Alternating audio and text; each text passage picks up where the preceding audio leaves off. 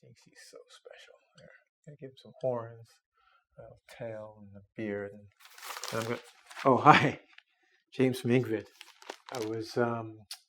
I was just getting ready for the lesson. Yeah. Hi, this is Mr. E special, and yeah, there, he's all perfect again. He's doing a special because his name is E. He thought he would do the magic E. For English, when you're learning English, and for many people learning English, well, here's something I've always said when I taught or when I teach.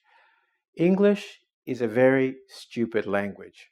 You must say everything. But the problem with that is, English is not a phonetic language, which means just because you write it, it doesn't mean you say it. So we're going to do some lessons, and this is one of them, where I will try and help you with spelling, because you won't be able to get it from the words. It's not like Spanish. So one of the things is you can use markers. These are markers. Markers help us find things, right?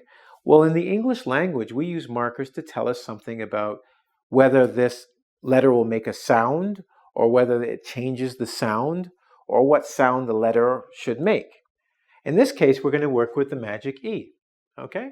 And we have it here. Markers are letters that don't represent sounds. They don't say, this is the sound, but they tell us the sounds of the other letters in the word.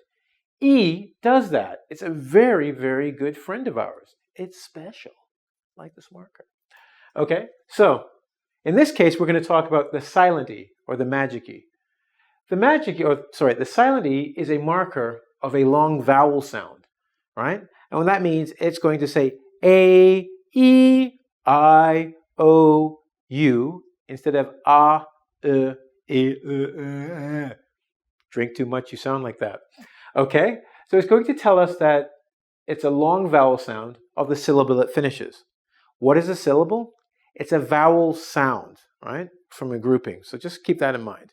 So when you say something like perfect, better, my name, James, even though it's got two vowels, it's only got one vowel sound. So it's a single syllable, right? There. Okay, so it also so the first thing it will tell us is that it's a long vowel. And let's give an example.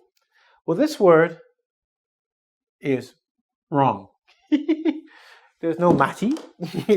I meant to put this. Mat. Mat is something you stand on in your house when you get out of the shower or the bath. A piece of fabric that keeps your feet dry or keeps the floor dry. Mat. But when you add the magic E, that's why I put the E there, mate. All of a sudden, the A becomes a mate. What about the next one? Well, if you like chocolate cake like I do, baby. Okay, you're fat. But if you meet the doctor, Dr. Fate, A becomes a Dr. Fate. You'll go read a comic book.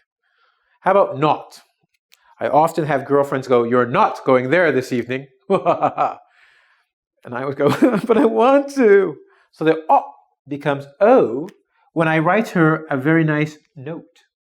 I write her a note saying, I love you, baby. She goes, oh, well, you can come here now. No more nuts, all right? Okay. What about the next one? Cut. Well, if you meet Mr. E and you touch his girlfriend, he's going to cut you. He's going to cut you real good. But if his girlfriend likes you, it must be because you're cute. So becomes you, cute. This one, do you know this one? I love when foreign students try and say this one. They go, hoogie. It's a hoogie, right? I'm like, no, it's a hug. Hug. To hold someone and hold them tight close to you, right? Hug. But I have a bad joke. I won't say it because my Russian students are always, you must be more serious, much more serious when you do these lessons. But huge. Insert your own joke. Insert means put in. Put your own joke here. Huge means very big. Once again, huge. No, Now, some people tell on me when I do bad things, and we call those people rats. They also live in the basement of my house. Send me money. I need to move. Bad. Okay. But If you're important in Toronto, you rate. That means you're important. You get special consideration. Or we say, what is the rate? How much do I have to pay? Rate. What is the rate, right? Next, pin. Pin. We usually use this for clothing. Pin. Pin things together. Or if you break your arm, they'll put a pin to hold it together. Pin. But I love the smell of pine in the morning. It smells like napalm. No, that's another movie. Apocalypse, James. Okay. And rag. My clothes are rags. A hole here. I don't want to show you back here. It's got holes. But I do fly into a rage, which means being very angry. Like Hulk, me Hulk. Not really. Hulk is bigger and stronger. Rage. So I've shown you examples where I took words, added the magic E, and they went from short vowels to long vowels, right? Syllables, single syllable words. So make it easy for you, all right? Now, what else does the magic E do? What else does the magic E do? See, I can speak English and gibberish. Those are my two best languages. Number two, it also tells us something about the th sound. Some of you have problems with the th sound because it can be either more like an F or a th. It buzzes. Th. Feels Spanish when I say that. Okay? Now, what happens in this part is it vibrates. And it tells us that if you have an E at the end, it becomes a vibration sound, and it still has the long vowel sound. For instance, bathe. When you take a bath at night, that's ah. But you bathe, that's more of the verb sound. It's more of a verb. I bathe, that's the action. So by adding the E, not only do we change it from a noun to a verb, we get the th vibration. And we know it's a verb. How about cloth? Cloth is material. But when you put it on your body, we say clothes. You're putting some clothing on yourself. Once again, it becomes a verb, and we get the th sound. So it becomes long O, clothe. And the last one, I loathe it. Loathe means hate. After you fly into a rage, you will probably loathe something. Once again, I'm going to be off for a second, but look. Low, as in long O, vibration because of the E. Okay? I'm quite aware that you didn't loathe that lesson. I'm sure you loved that lesson. I'm looking forward to teaching more. So let's go quickly over the letter E.